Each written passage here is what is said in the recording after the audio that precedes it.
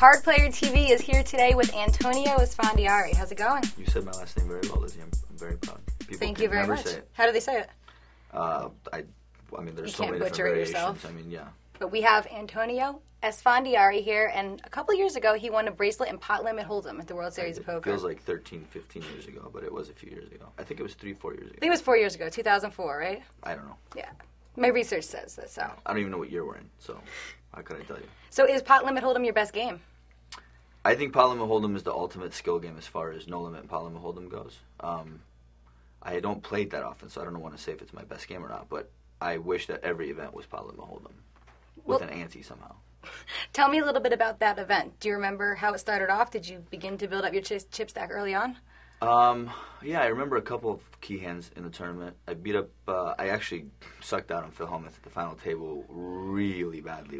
It was pretty sexy. I had pocket queens, and I was short stack. I just doubled up, and I was first to go. So, of course, you know, 2 queens. I'm supposed to play that, right? Feels I think right. so. Yeah. I've read that somewhere. So I go all in, and he wakes up with 2 kings, and he had 2 black kings, and I had 2 red queens, okay? I can see where this is going. And it came 3 clubs on the board, okay?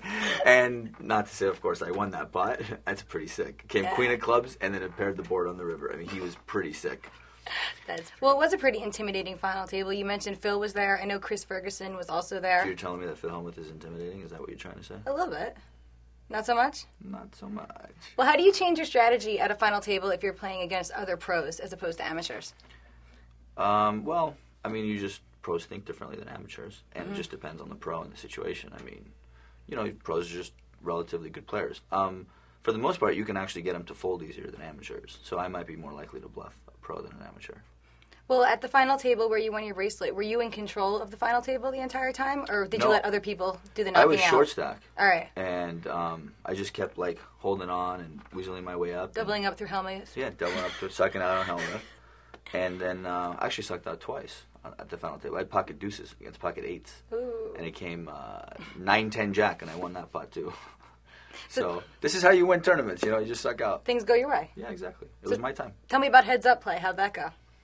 Heads-up play, I don't remember who had the chip lead, but I had it at one point, then I lost it at one point, and then we got it, you know, we eventually got it all in, and I ended up winning with ace-6, and he had ace-9, so I was stuck out. What do you think are the biggest differences between PotLimit and NoLimit Hold'em? In NoLimit, you can just, like, go all in, you know what I mean? PotLimit Hold'em, I think there's more skill because there's more flop. And any game where there's more flop play, there's more bluffing, there's more thinking, there's more strategy. So for that reason, I like PotLimit a lot better. Well, what skills are more important for a PotLimit Hold'em player? Post-flop play. Post-flop play? Yeah. I mean, NoLimit is just an all-in fest at some point in the tournament, and that's no fun. How do starting hand requirements change for PotLimit Hold'em? Well, I mean, it depends on the situation, of course, early, middle, late. Also, there's no ante in PotLimit Hold'em, so my hand requirements go way up. You know, whereas in NoLimit, I might play anything from the back. PotLimit Hold'em, I'm only going to get the small blind and the big blind, so I might fold a lot more hands. Yeah. So how do you decide how much you're going to bet in a PotLimit game? Well, for the most part, you want to usually bet the pot. Yeah. I mean, again, it just depends on the situation.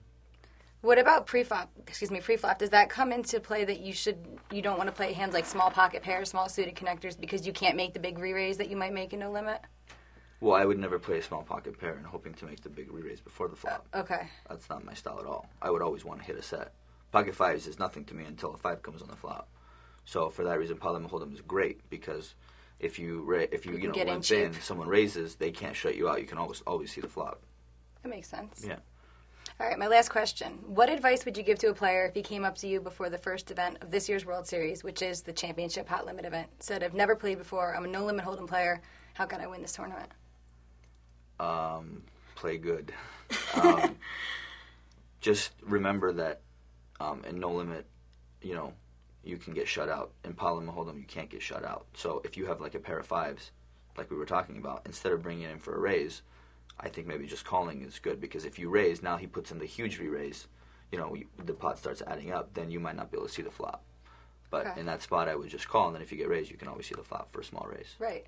Great. Well, thank you very much for coming by today, Antonio. Thank you for Antonio. having me, Lizzie. It's a pleasure. Lizzie Harrison with Antonio Esfandiari for Card Player TV.